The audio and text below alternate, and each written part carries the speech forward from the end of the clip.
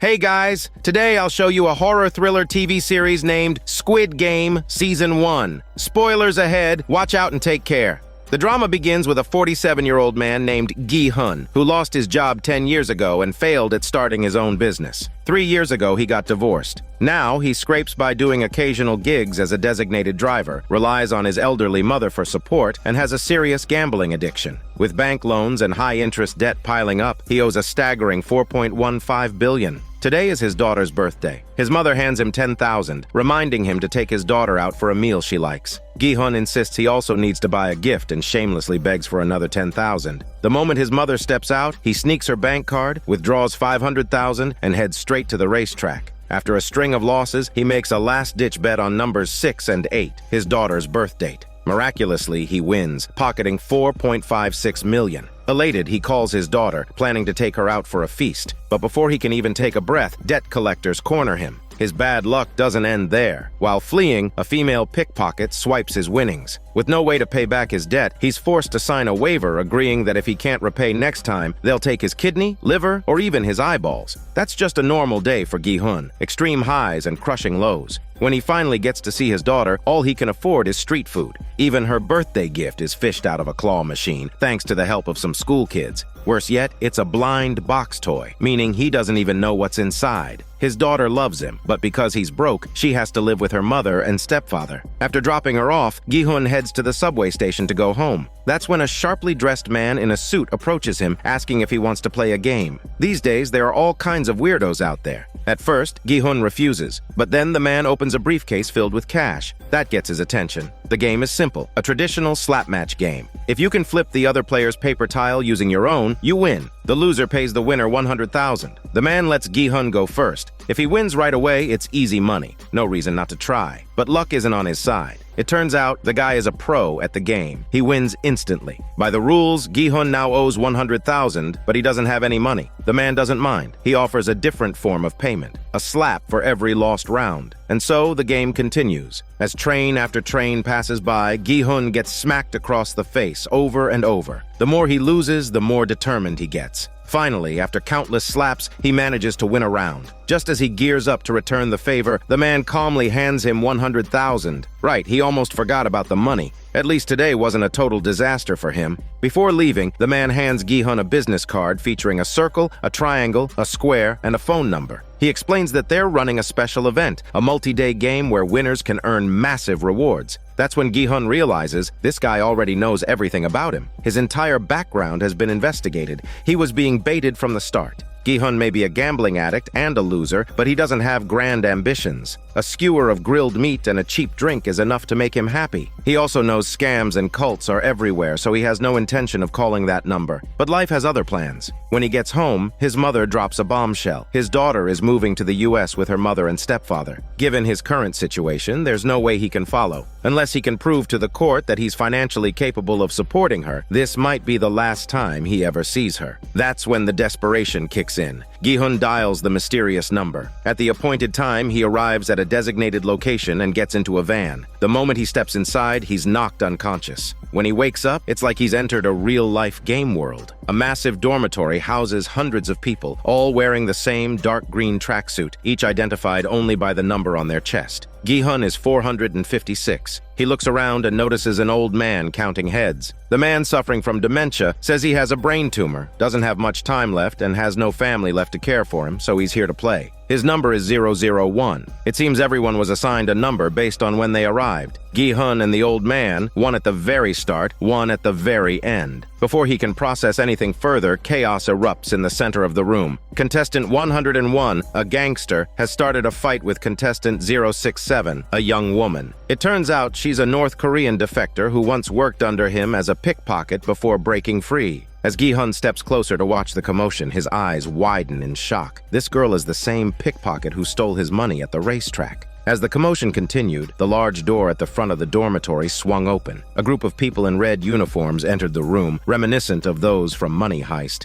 Each of them wore black masks, marked with a triangle, circle, or square. The one with the square symbol stepped forward and spoke. He explained that all 456 players in the room were heavily in debt. Like Gi-hun, they'd tasted a small victory in the slap match game and voluntarily signed up for this competition. Over the next 6 days, they would play 6 different games. The winner would walk away with a massive cash prize. As for the exact games and the prize amount, that remained confidential. First, everyone needed to sign a consent form to officially join the competition. Being blindfolded and brought to an unknown location left many uneasy. But with debt weighing them down, the promise of changing their lives was too tempting to resist. One by one, they signed the agreement. After that, each player had their ID photo taken and was led to the first game. The staircase leading to the game areas looked like something straight out of a pixelated video game. Painted in soft macaron colors, it gave off a playful, almost childlike vibe. Following the maze of stairs to the rooftop, the players stepped into the game arena.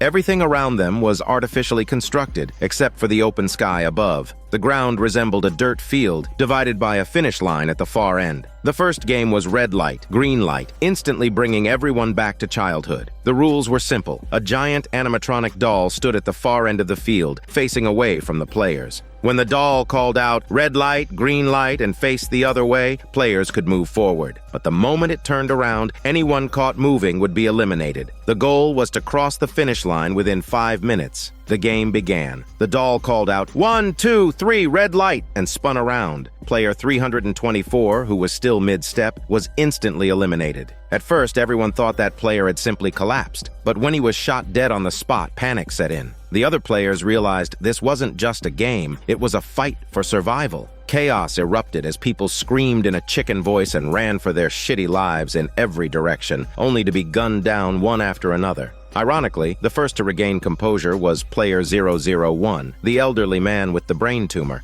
Laughing like a child, he seemed to be genuinely enjoying the game. Slowly, the remaining players grasped the grim reality. The only way to stay alive was to follow the rules and win the game. Those who adapted quickly began moving with precision. As long as they kept calm and steady, reaching the finish line wasn't impossible. But Gi-hun was still trembling, frozen in fear. Just then, player 218, whose name is Sang, passed by and offered some quick advice. The Barbie doll was likely using motion sensors, so moving behind other players would make it harder to get detected. Thanks to this tip, Sang successfully crossed the finish line. Gi-hun managed to advance significantly as well. Sang would like to help Gi-hun because he's Gi-hun's childhood friend from the same neighborhood. A star student back in the day, he was the pride of the neighborhood, the kid who got into Seoul National University's business school. After graduation, Sang became an investment manager, but rumor has it he embezzled client funds and ended up 6 billion in debt. Gi-hun hadn't seen him in years until they reunited here, but more on his story later. As the 5-minute countdown entered its final 20 seconds, Gi-hun was still a short distance from the finish line.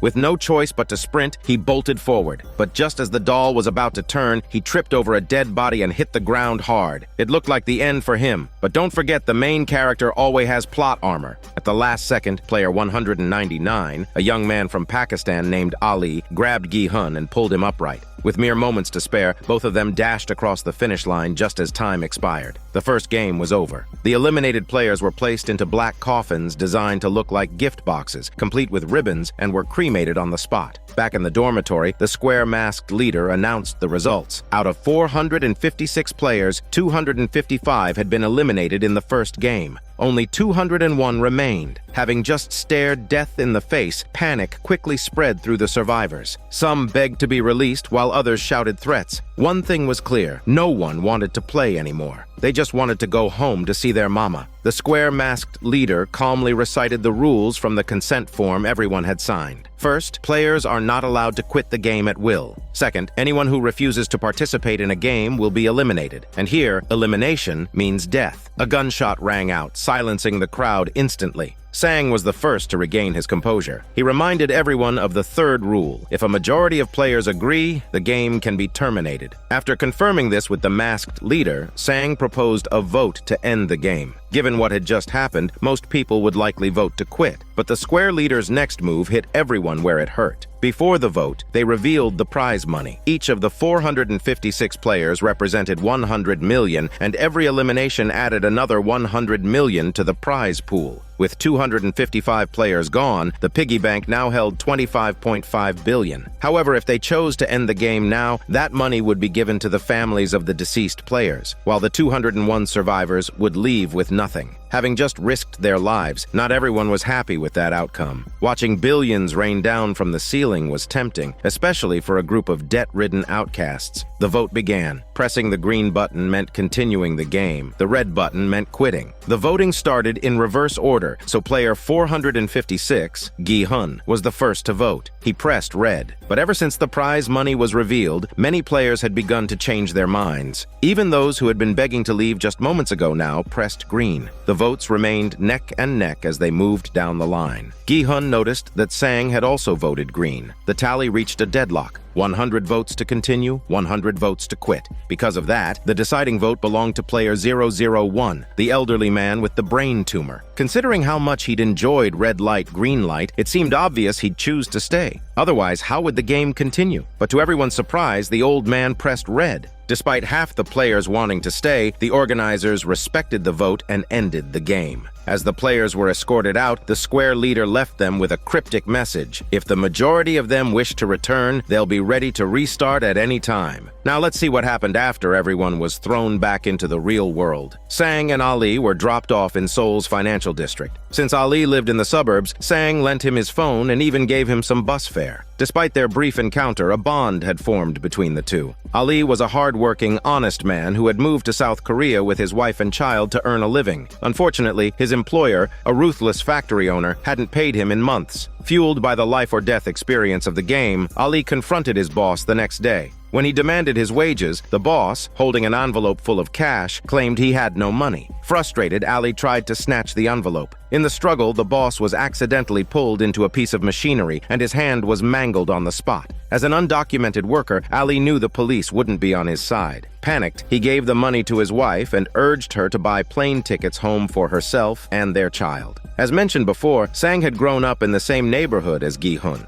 After graduating from Seoul National University, he rarely visited home. When his financial crimes came to light, he lied to his mother, claiming he'd moved to the United States. His mother still ran her seafood stall in the neighborhood, proudly displaying his graduation photo in the shop. Having escaped death, Sang could only watch her from afar, unable to face her. Quietly, he confessed to Gi-hun that his debt wasn't just 6 billion, it was 60 billion. He'd lost everything trading futures, even using his mother's assets and home as collateral. No wonder he was so desperate to win the prize money. The police had already visited his mother's shop investigating her son's crimes. Yet, consumed by shame and unable to face his failures, Sang's final phone call to his mother was a lie. He told her he was still working in America. Dressed in his best suit, he prepared to take his own life by carbon monoxide poisoning. After returning home, Gi-hun's first move was to report the game to the police. But considering how meticulous the organizers were, there was no trace of evidence. Predictably, the police dismissed him as a lunatic. Before he could dwell on Sang's fate, Gi-hun received a call from the hospital. His mother had collapsed due to complications from her diabetes. The doctors warned that her condition was severe. She might even need amputation. Yet, after regaining consciousness, she insisted on going home, reasoning that they could barely afford rent and daily expenses. How could they afford hospital bills? To her, Gi-hun, 47 years old and still jobless, was nothing more than an overgrown child. Her disappointment stung, but Gi-hun's greatest frustration was his own helplessness. He had no way to pay for her treatment. Desperate, he tried borrowing money from friends, but was turned down at every turn. His last hope was his ex-wife. On the surface, her life seemed comfortable, but in reality, she relied on her new husband's allowance and had no money to spare. Surprisingly, her husband offered Gi-hun a sum of money on one condition: that he should never show his face around her family again.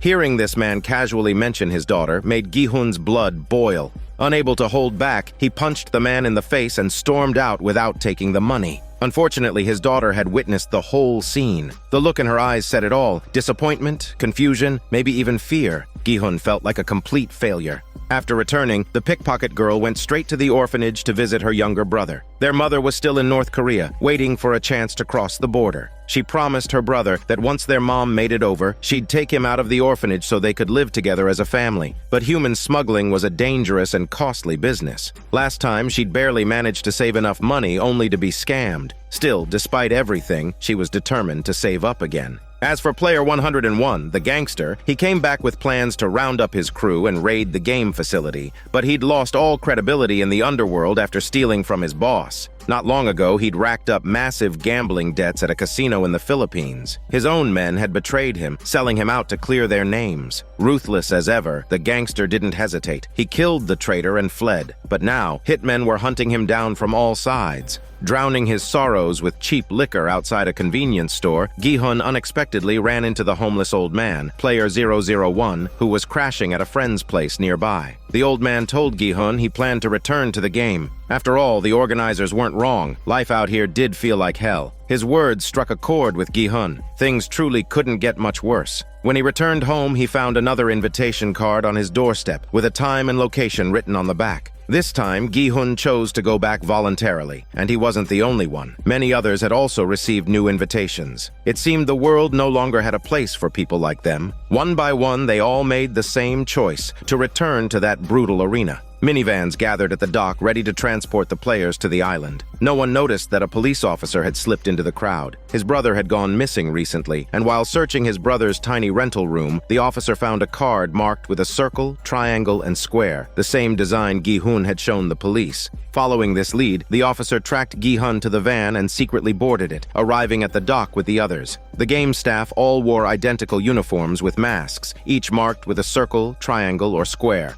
To infiltrate, the officer disguised himself as one of the circle workers. The hierarchy was strict. Lower ranks couldn't speak without permission from their superiors. The square workers were at the top, mainly supervising the games. The circles handled tasks like body disposal and logistics. The triangle workers carried guns, maintaining order and security. Above them all was the front man, recognizable by his black mask and fluent English. He seemed to be the one communicating with the game's wealthy investors. Each staff member had a private room, accessible only with a unique key. The officer had taken the identity of Worker 29. After returning to his room, he began secretly recording everything on his phone. With no cell signal on the island, all he could do was document and wait for a chance to send the evidence later. Of the 201 players, 187 had returned, every one of them voluntarily. This time, the atmosphere in the massive dormitory was different. They all understood the stakes, and a human's natural instinct in the face of danger was to band together. It wasn't long before alliances began to form.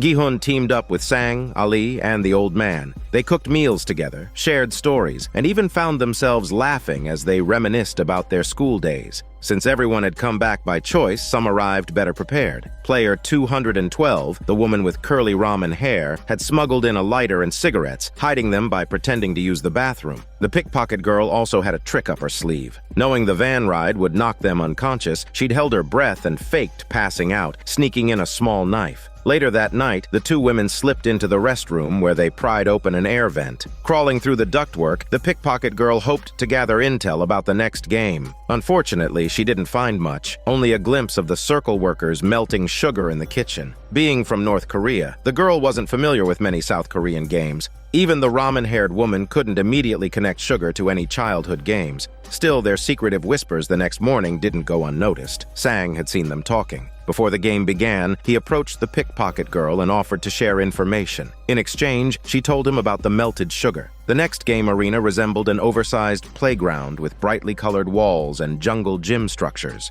On one wall were 4 shapes: a circle, a triangle, a star, and an umbrella. Before the rules were announced, the players had to choose a shape and stand beneath it. Sang had no idea what game this could be until he remembered the melted sugar. Suddenly, it hit him. It's a dalgona challenge. Back in the day, street vendors near playgrounds used to sell these thin, brittle sugar candies stamped with shapes. The game was to cut out the shape without breaking the candy. Realizing what was coming, Sang carefully considered his next move. Time for a quick aside. This game is probably the most distinctly Korean one in the entire series. It's called Dalgona Challenge, and the candy they use is called dalgona. Kids randomly choose a shape that's stamped onto a brittle sugar disc, and the goal is to carve out the shape without breaking it. If you succeed, the vendor rewards you with another piece. Buy one, get one free. Back to the game. Even though Sang figured out what game they'd be playing, he hesitated for a moment when Gi-hun asked what they should do. Instead of giving a direct answer, he vaguely mentioned that standing in certain areas might be risky. Gi-hun suggested they split up and each choose a different shape so they could help each other strategize afterward. Sang quickly chose the simplest shape, the triangle. The pickpocket girl, following his lead, also picked the triangle. Since that shape had the fewest straight lines, their group breezed through the challenge. The circle was the second easiest. While there was still a risk of cracking the candy, anyone with enough patience could succeed. Ali chose the circle, thinking of the moon back home. Slowly and carefully, he scraped away at the candy until he finally succeeded. Now, the star and umbrella, those were basically death sentences. The star, at least, was made of straight lines. The main challenge was racing against the clock. Both the ramen-haired woman and the gangster chose the star. Thanks to the lighter she'd smuggled in, the woman heated her needle, melting the sugar as she carved. With this advantage, she cleared the challenge. Knowing that women were often at a disadvantage in the game, she decided to curry favor with the strongest-looking player, the gangster, by secretly handing him the lighter. Using the same technique, he carved out the star and cleared the game as well. Without any tricks, the remaining players were pretty much doomed. As more and more people failed, Gi-hun grew increasingly anxious. Sweat poured down his face to his butt and finally dripped onto his candy. To his surprise, the spot where the sweat landed began to melt slightly. Examining the back of the candy, he realized the layer was thin. If he licked the area around the shape, he might be able to melt through the outline. Desperation kicking in, Gi-hun began frantically licking the candy. His last-minute strategy worked. Other players, including the old man with the star, caught on and started licking their candy too. A few managed to beat the clock using Gi-hun's method. When the countdown hit 0, the players who hadn't finished, or who had broken their candy, were eliminated. Suddenly, one of the losing players, cornered with no way out, grabbed a fallen triangle worker's gun and shot a square worker, forcing him to remove his mask. Underneath was a boy who barely looked old enough to be an adult. Why would someone so young be a square worker? Knowing there was no escape, the desperate player turned the gun on himself and pulled the trigger. The front man arrived moments later, coldly raising his gun and executing the unmasked boy. His message was clear: if your identity is revealed, you die. With the second game over, 108 players remained. That night, dinner consisted of a single boiled egg and a bottle of soda. Thanks to the lighter, the ramen-haired woman had earned the gangster's acceptance. Listening to her whispered suggestion, the gangster led his group to line up a second time and snatch extra food. Since the total number of meals was fixed, this left 5 players with nothing. One of the unlucky players, furious after risking his life only to go hungry, confronted the gangster. Despite being half the gangster's size, the young man lunged at him, fists flying. During the struggle, a glass soda bottle shattered. The gangster, as if given an excuse, unleashed a brutal barrage of punches and kicks. No one dared to intervene. When the gangster finally stepped back, Sang approached to help the fallen player, only to realize he was already dead. Another 100 million was added to the giant piggy bank. Staff members quickly arrived with a coffin, collecting the young man's body. The message was clear: outside the games, killing other players was allowed. As the lights-out countdown began, 30 minutes and ticking, everyone's nerves stretched taut. After what had just happened, it was obvious that some players would start hunting others in the dark, hoping to increase their share of the prize money. Gi-hun urged the old man to stay awake. Noticing the pickpocket girl sitting alone, he extended an invitation. If she was scared, she was welcome to join them. The night was only beginning. As soon as the dormitory lights went out, those with bad intentions sprang into action. The first scream pierced the air, marking the start of an all-out brawl in the dark. From the surveillance room, the front man gave the order, and a strobe light flickered on inside the dormitory. Triangular masked guards stood silently by the door, watching but not intervening. It seemed the organizers had planned this chaos as another way to thin the herd. Time dragged on as small groups clashed violently throughout the room. Suddenly, the old man climbed onto a top bunk and shouted for everyone to stop. His unexpected outburst seemed to break the spell, and many players hesitated, considering whether to stand down. The frontman gave the command to end the chaos, and as the lights switched back on, the waiting guards stormed in to restore order. When the dust settled, 27 players lay dead. Only 80 remained. Having survived the ordeal together, Gi-hun's group decided to exchange names. Until now, they'd only referred to each other by their player numbers. The man from Pakistan introduced himself. The pickpocket girl, having narrowly escaped an attack from the gangster, officially joined Gi-hun's group. The old man, who had hidden on the top bunk to avoid the chaos, seemed even more confused than usual. His dementia appeared to have worsened. He couldn't remember his name. Meanwhile, the gangster had welcomed a new member into his crew, player 111, the doctor. That morning, the doctor had found a small slip of paper hidden inside his bread, revealing the details of the previous game. How did he get inside information? It turned out that the doctor had a side gig, harvesting organs from players. After finishing the dalgona challenge early, a circular masked worker secretly escorted him to the morgue. Surveillance footage of his movements had been deleted by one of the square-masked supervisors. Players who survived a game but were too injured to continue were discreetly marked and sent for organ harvesting. As the only skilled surgeon among the players, the doctor received hints about upcoming games from the workers to help him survive longer. But since this operation was unauthorized by the organizers, the workers involved couldn't openly protect the doctor. All they could do was tip him off, advising him to team up with stronger players for safety. Using this insider knowledge, the doctor had aligned himself with the gangsters' crew. The third game began with a new announcement. Players had to form teams of 10. The gangster, exuding confidence, focused on recruiting only muscular men. As for the ramen-haired woman who had helped him with the lighter, and with whom he'd shared a brief moment of smelly intimacy in the restroom, he discarded her without hesitation. Gi-hun's group, now 5 members strong, needed to recruit 5 more. Sang suggested each of them find one male teammate, reasoning that a team of strong men would have the highest chance of winning. Gi-hun, Sang, and Ali quickly found male teammates. The old man, however, failed to recruit anyone. As the pickpocket girl wandered through the crowd, she noticed a frail girl standing alone. Perhaps seeing a reflection of her younger self, the pickpocket girl invited her to join their group. With time running out, the ramen-haired woman, having been rejected by the gangster, joined Gi-hun's team as the 10th member. Once the 8 teams were formed, everyone moved to the game arena. From the gangsters' obsession with recruiting strong men, it wasn't hard to guess the game, tug-of-war. But this was no ordinary match. The platform was suspended high above the ground. The losing team would plummet to their deaths. Predictably, the gangsters' team of muscle-bound men won their match with ease. Next up was Gi-hun's team, facing off against Team 5, a group of men just as strong as the gangsters' crew. With 3 women and an old man on their team, Gi-hun's group was at a clear disadvantage. As defeat seemed inevitable, the old man suddenly took charge, rallying the team with an impromptu pep talk. First, the person at the front needs to stand tall and project confidence. The last person is the anchor. They must be the strongest and most stable. Next, stand in alternating positions on either side of the rope, holding it firmly under their armpits with both feet planted parallel. Most importantly, at the start of the match, everyone should lean back and hold their ground for the first 10 seconds. If they endure that initial push, the other team will start to panic, and that's when they pull.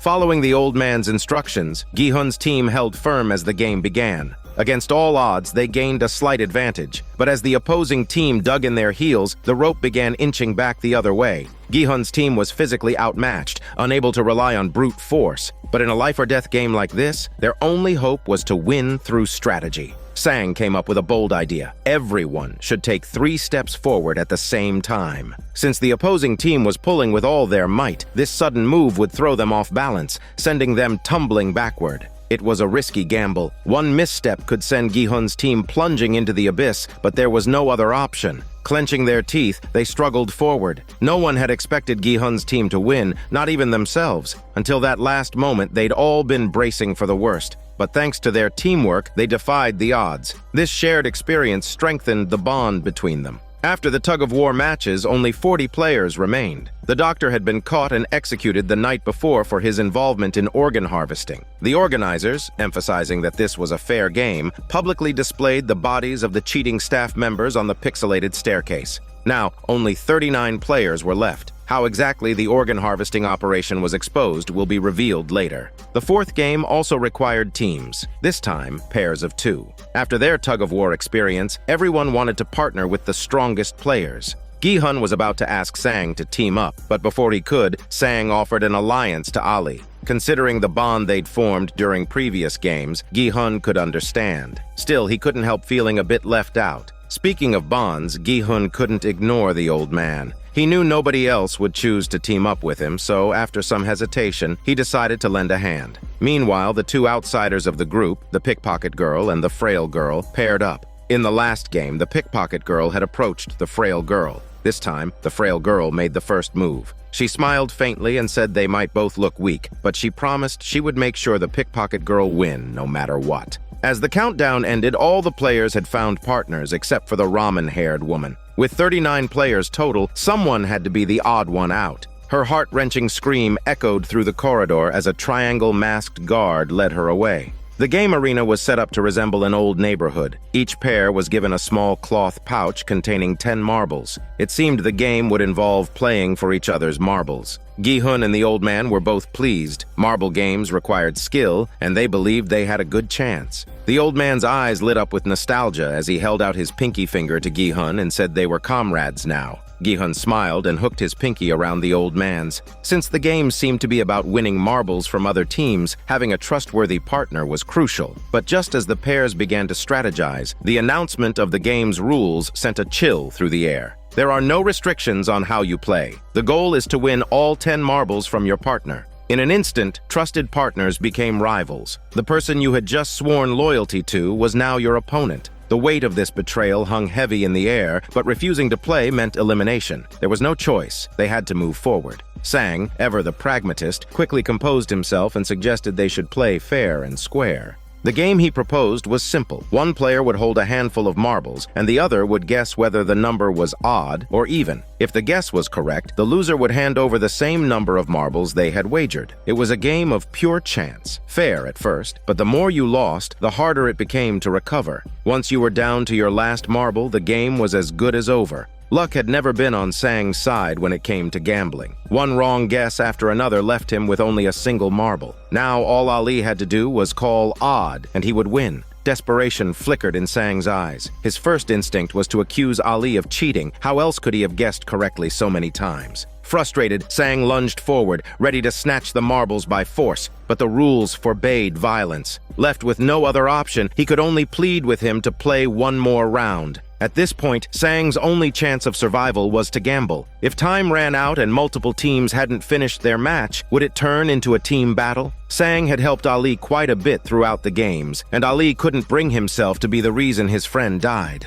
Reluctantly, he bought into Sang's reasoning. He agreed they split up and gather intel from the other groups. Before they parted ways, Sang told Ali to be careful with his marbles. He offered to help him secure them. Ali handed over his pouch, and Sang tore a strip from his shirt, fashioning a makeshift sling that he tied around Ali's neck. Everything happened right in front of Ali's eyes. Nothing seemed amiss. But in reality, Sang had swapped the marbles for stones hidden by the folds of the cloth. Through this deception, he had obtained all 20 marbles. Unaware of the betrayal, Ali continued gathering information, holding on to hope that they could both make it through together. Meanwhile, Gi-hun and the old man had wandered through most of the mock neighborhood. Suddenly, the old man's dementia seemed to flare up. He kept repeating that this neighborhood looked just like the one he used to live in, insisting that he had to find his old home. Panic rising, Gi-hun shouted at the old man, snapping him back to the moment. They resumed playing the odd or even marble game, but the old man was surprisingly skilled, winning repeatedly until Gi-hun was down to his last marble. Luckily, it was Gi-hun's turn to guess next. If he got it right, he'd still have a chance. Just when Gi-hun thought he was finished, the old man suddenly asked what he said just now. Gi-hun hesitated, guilt creeping in, but he changed his guess. The old man, seemingly confused, repeated stories from his past and didn't seem to remember the previous rounds. He mistakenly believed he had lost. Using this opportunity, Gi-hun won the rest of the old man's marbles. His heart twisted with guilt, but when it came down to life or death, Gi-hun had chosen to save himself. With 3 minutes left on the clock, Gi-hun was about to report his victory when the old man suddenly revealed that he still had one marble left. Then, as if slipping back into his memories, the old man wandered off again, determined to find his old home. Time was running out. Gi-hun had to coax him into playing one last round. Elsewhere, the gangster had paired up with one of his strongest underlings. But when it became clear that only one of them could survive, the underling's loyalty quickly vanished. They started with the odd or even guessing game, and the gangster lost 5 marbles in a row. With his chances slipping away, he swiftly proposed switching to a marble-throwing game, where the goal was to land your marble closest to a wall. This time, luck was on the gangster's side. He clinched victory with his final marble. On the other side of the arena, the pickpocket girl and the frail girl, the two outsiders who had found solace in each other's company, realized their friendship would end in a final farewell. Since the rules stated that the winner needed to collect all of the other's marbles, they decided to spend most of their remaining time talking and leave the final round for the last 3 minutes. The frail girl asked what she would do if she won. The pickpocket girl opened up about her life as a defector from North Korea. If she could get out of here, she wanted to buy a house where her mom, her brother, and she could live together. She also wanted to visit Jeju Island, which looked like a foreign country. Despite her sweet demeanor, the frail girl had a dark past. Her father had murdered her mother, and in turn, she had killed her father. After serving time in prison, she had nowhere to go, which led her to this game. Both girls knew that even if one of them survived, they would never see each other again. With 3 minutes left, they decided to play the marble throwing game. Whoever threw their marble closest to the wall would win. Since the pickpocket girl's number was lower, she went first, throwing her marble close to the wall. Then, it was the frail girl's turn. But instead of trying to win, the frail girl deliberately threw her marble too far. She smiled faintly, leaving the chance to live in the pickpocket girl's hands. She told the girl she still had a family waiting for her and made sure she got out of here alive. At the same time, Ali returned to their meeting point, expecting to reunite with Sang, but what he found instead was the guard in the triangle mask holding the pouch of marbles that Sang had just handed over. The game was over. Sang had won. Even then, Ali called out to Sang, hoping there was some mistake. But as he watched Sang walk away from the arena, realization dawned. He had been betrayed. Back in the neighborhood, the old man had found what he believed to be his childhood home. Pushing open the gate, he stepped into the yard, reminiscing about playing games there with his son. Gi-hun urged him to play one last round. The old man turned to him and said they should make this the final match and the winner takes all. Gi-hun hesitated. With 19 marbles to the old man's one, the odds favored him. But then he remembered how he had only won because of the old man's confusion. As if sensing his guilt, the old man's expression suddenly became serious. He accused him of cheating someone who trusted him and cheating to take his marbles. Gi-hun froze. The old man's dementia had been an act all along. Unable to bear the thought of Gi-hun dying, he had pretended to forget, deliberately losing so that Gi-hun could survive. Overwhelmed with shame, Gi-hun could barely meet the old man's gaze. But then, the old man smiled kindly and pressed his final marble into Gi-hun's hand, saying that comrades always share everything. Knowing that his life was nearing its end, the old man thanked Gi-hun for the companionship over the past few days. As he stood there, memories of his name came back to him. Even in the darkest places, a small spark of humanity can light up the world. Even in the face of death, that light still shines. After the grueling marble game that forced many to face off against their closest friends, only 16 players survived across the 19 teams. This meant that any teams that hadn't finished within the time limit were eliminated as well. The atmosphere in the dormitory was somber. Most people were weighed down by grief. Now, only 17 beds remained, and to everyone's surprise, the ramen-haired woman was peacefully sleeping in one of them. As it turned out, since she was left without a partner in the previous round, she advanced by default. Among the remaining players, number 69 was the most devastated. He had entered the game with his wife, and naturally, they had paired up during the marble game. Perhaps they had clung to the hope that at least one of them might make it out alive, but in the end, his wife had sacrificed herself. Heartbroken, number 69 proposed taking a vote to end the game, but the others rejected the idea. Unable to bear the loss, he hanged himself after lights out. While the contestants grappled with the moral dilemmas forced upon them, the organizers welcomed 6 VIP guests who had arrived to watch the games in person. After all, where there's a competition, there are hosts and investors. But what exactly was going on behind the scenes? Let's rewind to the previous night when the doctor was killed because he got caught cheating. After the tug-of-war game, the remaining contestants stuck together in their small teams, seeking comfort in numbers. But after lights out, the doctor once again sneaked off with a circle-masked guard, heading to the morgue to harvest organs. Since the contestants had signed waivers forfeiting their bodies after death, nobody would ever know if their organs were removed before cremation. It was a perfect setup for a black market operation, and some of the staff had taken advantage of their positions to run an illicit organ trafficking business right under the organizers' noses. The operation involved workers from each mask category: squares, triangles, and circles. The 2 circles, numbers 28 and 29, were responsible for smuggling the harvested organs out of the facility. The 2 of them knew each other from before the games, and 29 had even saved 28's life once. What 28 didn't know was that 29 had since been replaced by the undercover police officer. Although the guards were forbidden from removing their masks, 28 began to sense something was off. While the doctor worked, the guards made small talk to pass the time. They remarked that, good thing this one wasn't smashed up, and last time, one of the bodies from the red light, green light game suddenly sat up. It scared the hell out of them. What's more, that guy only had 1 kidney, so they lost a lot of money on that one.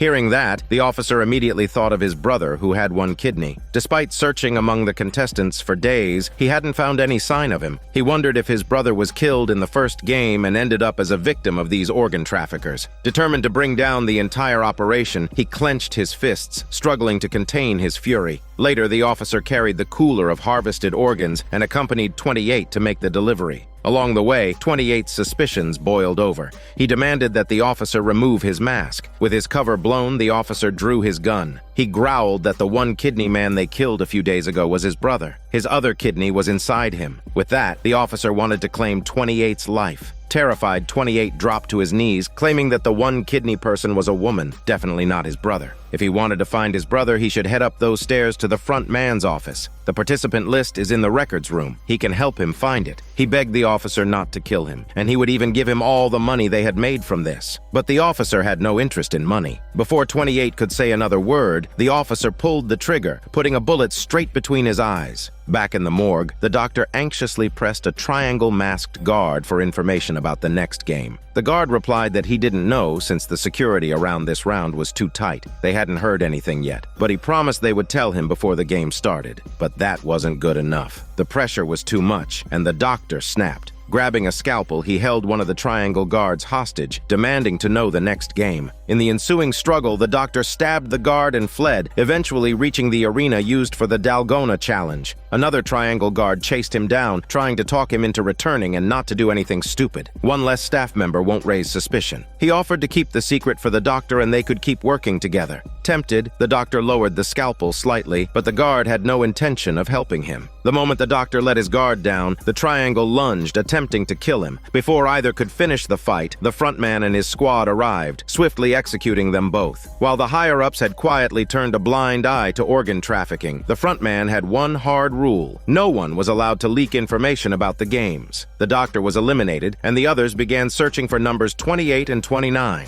They only found 28's body. Since the only way to leave the base was to dive into the ocean, and the oxygen tanks hadn't been tampered with, the frontman suspected that 29 was still hiding in the base. A full search ensued. The officer, following the information from 28, climbed the ladder to the data room. He first came across a room with a diamond-shaped cat mask, and in the final room he found a file filled with documents labeled Squid Game files. It turned out that the Squid Game had been running since 1988, with this year marking the 33rd edition. As the officer flipped through this year's roster, he didn't find his brother's name, but then his eyes widened when he found a list of past champions. To his shock, his brother's name appeared as the winner of the 28th edition in 2015. After cross-referencing the records, the officer confirmed that his brother was indeed listed. At that moment, he realized he had found a lead. While searching for his brother, he also focused on exposing the game's true nature. He snapped pictures of the files in a frenzy before rushing to the frontman's office to call the outside world, but the call didn't go through. The next evening, after the marble game ended, the body of the real 29 was found in the ocean, complete with a police badge. The frontman realized that an undercover officer had infiltrated the base. While on the phone, the officer had failed to notice that the frontman had hung up the call backward, leaving a small clue that tipped him off to the fact that the officer was hiding in his own room. But at that moment, the VIPs arrived. The game organizer, the man with a diamond-shaped mask, granted the frontman full authority to attend to the VIPs, temporarily putting the search for the officer on hold. The VIPs hailing from various countries were welcomed by the frontman, who led them to the viewing area. The design of the room had a jungle-like atmosphere, with 6 individual seats placed in the center. The sofas and coffee tables were made from real human bodies, their skin painted to blend in perfectly with the furniture, creating an unsettling, seamless effect. The VIPs seemed unbothered, casually lounging on these human cushions. Now, only 16 contestants remained. The 5th game was about to begin, and the players were taken to a white room where they were required to select a number before the game officially started. The VIPs watched from the large screen, and as was their tradition, they began betting on the champion. To them, the players were mere pawns in a game of entertainment, their lives at stake while the VIPs enjoyed the thrill of gambling. For instance, one VIP with a leopard mask had bet on number 69 simply because he liked the number. Now that number 69 was dead, he placed his bet on number 96. The middle numbers were chosen first, leaving only the first and last numbers. At the VIP's request, the frontman gave a hint. The numbers determined the order in which the players would participate in the next game. Whether a player went first or last could make all the difference depending on the game's nature.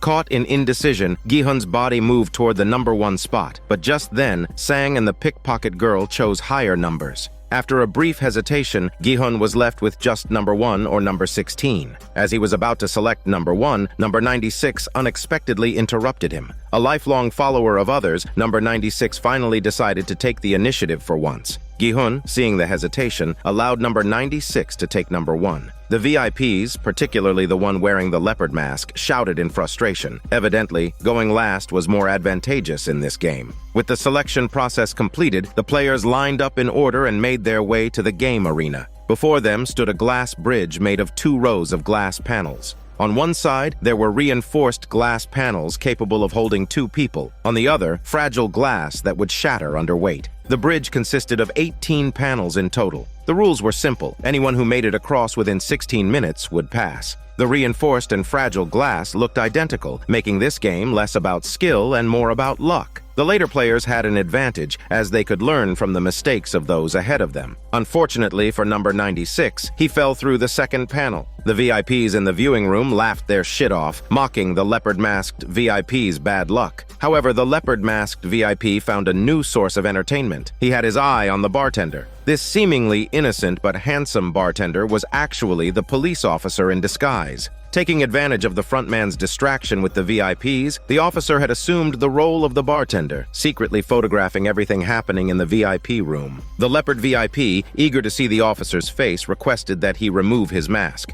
But of course, the officer could not comply. As a lowly bartender, how could he defy the VIP's wishes? The leopard VIP led the officer to a private room, clearly pleased with the officer's handsome face. Just as he thought he was about to enjoy himself, the officer pulled out a gun. Beneath the mask, the leopard VIP was revealed to be a frail, white old man who immediately dropped to his knees and spilled everything he knew in order to save his frail life. After obtaining the necessary information, the officer knocked the old man unconscious and used the previous diving tunnel to escape the base. Of course, the front man quickly noticed something was off and sent a team to begin the chase. Back at the bridge game, the game had been purely about luck so far, with the contestants practically lining up to die. With 6.5 minutes left, the first contestant, the gangster in number 9, was about to cross his 6th glass panel. He didn't think he could guess every panel right, so he turned around and announced to the others that if he dies, none of them will make it out either. He stalled for 2 minutes, and number 10 grew anxious, rushing forward to push the gangster to keep moving. But the gangster, solid on his stinky feet, shoved number 10 aside, sending him falling to his death. Number 11 was the ramen-haired girl, who harbored deep resentment toward the gangster for abandoning her ramen body. When they were first teamed up, he had promised they'd play together until the end, but by the next day, he'd turned his back on her. As she reached the gangster, she suddenly grabbed him tightly, locking her arms around him. With no hope left, she chose to go down together with the gangster. With just 2.5 minutes remaining and only 4 players left, 3 glass panels remained. Number 13 at the front pressed his face against the glass, claiming he could tell the difference between reinforced and regular glass after working in a glass factory for 30 years. Other contestants had mentioned they could somehow distinguish the two, so after successfully walking across 2 panels, the group began to believe him. Only 1 panel was left to cross. Because number 13 was relying on light to distinguish the glass, the front man dimmed the lights. Number 13 then claimed he could tell by sound. Gi-hun, who had kept the last marble the old man gave him, handed it to number 13, believing it to be their final hope. But now, even he wasn't sure. With only 20 seconds left, number 14, Sang, grew desperate. He pushed number 13, causing him to fall and shatter the glass beneath him. Sang made it across safely. The pickpocket girl and Gi-hun, startled by the scene, hurriedly crossed the remaining panels, reaching the finish line just as the countdown ended. The glass walls exploded, sending shards flying everywhere, injuring the 3 of them. The 5th game had ended, and only 3 contestants remained. The dormitory now only had 3 empty beds. It was then that they realized the walls had already been marked with the games for each round. Looking back, it seemed obvious that the games were listed, but at the beginning there were too many contestants, and the beds blocked the view. Plus, with the constant tension, no one had paid much attention to the details. Even if they had, they probably wouldn't have figured out what the game was, like a joke played by the organizers on the players. It was an open book test, and they had failed to grasp the answer. Gi-hun was disgusted by Sang's cruel behavior. He challenged Sang how he could be so cold-blooded since he was a top student from Seoul University, the pride of their community. Sang responded without hesitation, telling him not to act so innocent, and he only won because of their help. And as for number 13, even if he could tell the glass apart, he never shared it at the start, which suggests that he's indirectly responsible for the deaths of the others. At that moment, staff arrived with 3 suits, instructing the remaining contestants to dress up for the final dinner. The pickpocket girl had been looking unwell since earlier. It turned out a shard of tempered glass had lodged in her greasy waist, causing a serious injury. After days without proper food, the final dinner was served, a plate of beef for each contestant. They ate with desperate hunger. After dinner, the staff cleared the table, but they left the meat knives behind. The last game would begin tomorrow. The 3 contestants each gripped their knives, unwilling to sleep. Gi-hun noticed the pickpocket girl's distress and walked over to her, offering an alliance. He proposed they should defeat Sang tomorrow and leave this hellhole with the prize. The thought of leaving made them both dream of what they would do once they were free. Gi-hun said he would pay off his debts first, then open a store for his mom. After that, he would show his daughter what it means to be a real father. The pickpocket girl once again spoke of her dream to live with her younger brother and mother. The 2 of them made a pact. If only one of them were to make it out alive, no matter who it was, they would help take care of each other's remaining family members. In truth, the pickpocket girl had already sensed that her time was running out. Gi-hun noticed that Sang had fallen asleep like a snoring pig. He briefly considered taking advantage of the moment to eliminate Sang, but he couldn't bring himself to do it. Just then, the pickpocket girl collapsed. Gi-hun realized the severity of her injury, ran to the door and began shouting for help. The door opened, but to his horror, he saw a circle-masked worker carrying a coffin entering. During this brief moment, Sang had killed the pickpocket girl, and he had fully embraced his dark side. Gi-hun was enraged and wanted to confront Sang, but he was quickly subdued by the triangle guard. He vowed that he would defeat this man in the final game. The scene shifts to the police officer and the front man. After fleeing the base, the officer remained on the island. He ran until he finally found a place with a signal.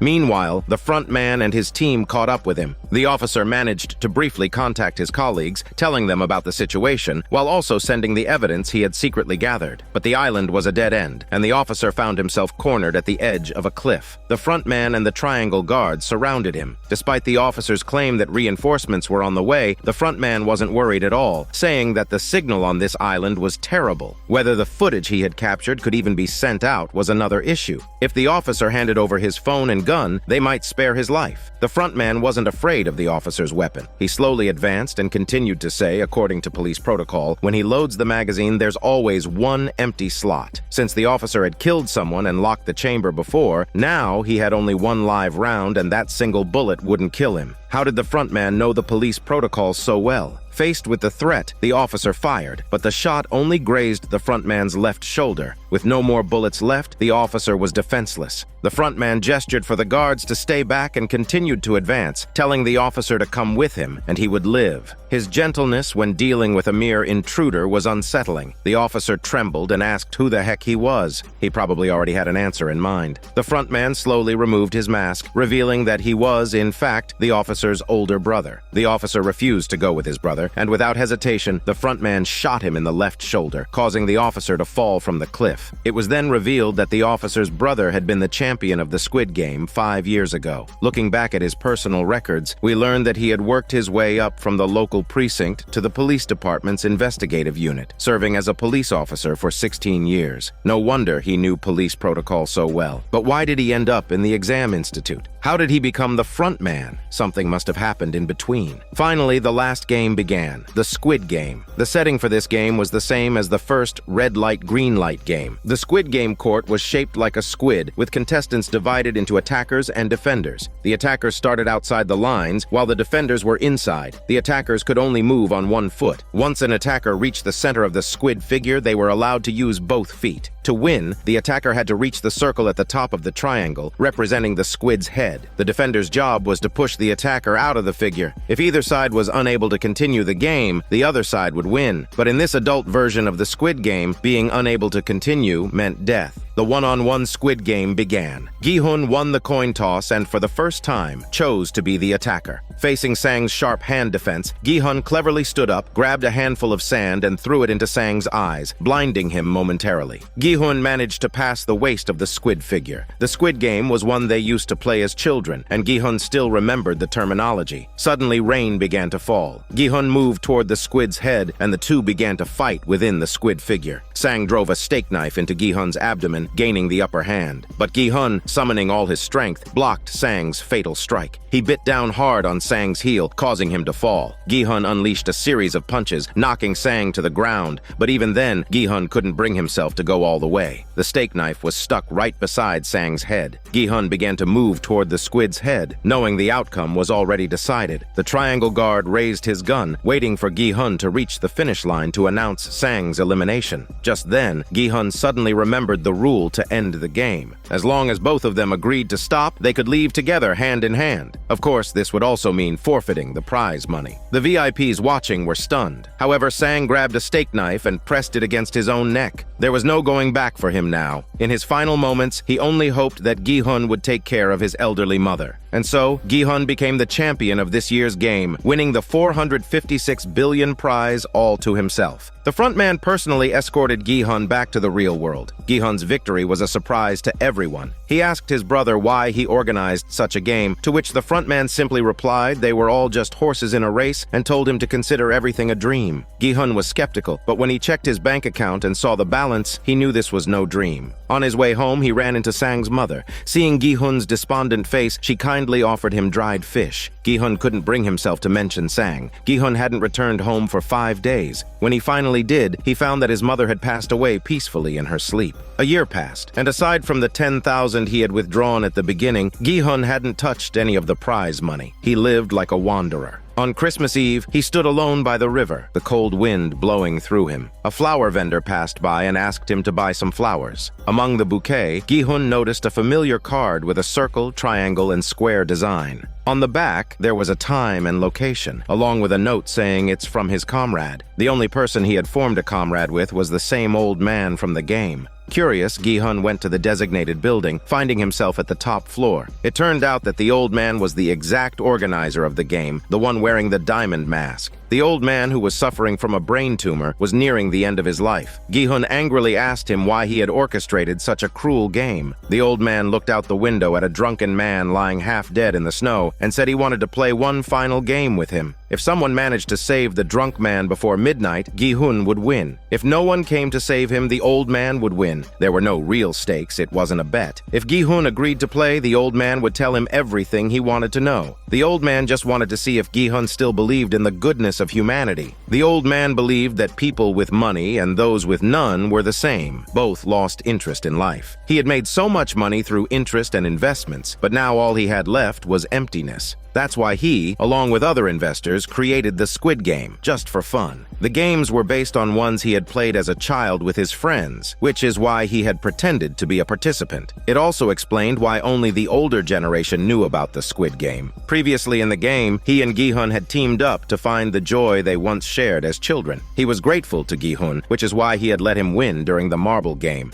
As the drunk man lay there, a few people passed by but quickly left. When the clock struck midnight, Gi-hun was surprised to see the man return with a police car. For a brief moment, he saw a glimmer of hope in humanity. He turned to look at the old man, but he was already gone to meet Jesus, his life having come to an end. The next day, Gi-hun changed his appearance, dyeing his hair red. He remembered the things he had vowed to do when he made it out alive, and he began his new journey. First, he visited the orphanage to check on the pickpocket girl's younger brother and left him in Sang's mother's care. Sang's mother had lost her shop and was now running a small food stall on the roadside. Gi-hun told her that he was heading to America to see his daughter. He left a suitcase full of cash for her, saying it was to pay back the money Sang owed. On the subway to the airport, Gi-hun was shocked to see the same suit-wearing man playing the slap match game with others. Why was the game still continuing? Gi-hun couldn't catch up to him, but he managed to snatch a card with a phone number on it from a man who had just been slapped. Before boarding the plane, Gi-hun called the number. The person on the other end simply said that getting on the plane is the best thing for him. Gi-hun knew he couldn't forgive these people for treating the poor as mere pawns in a game. He had made up his mind to fight them to the end.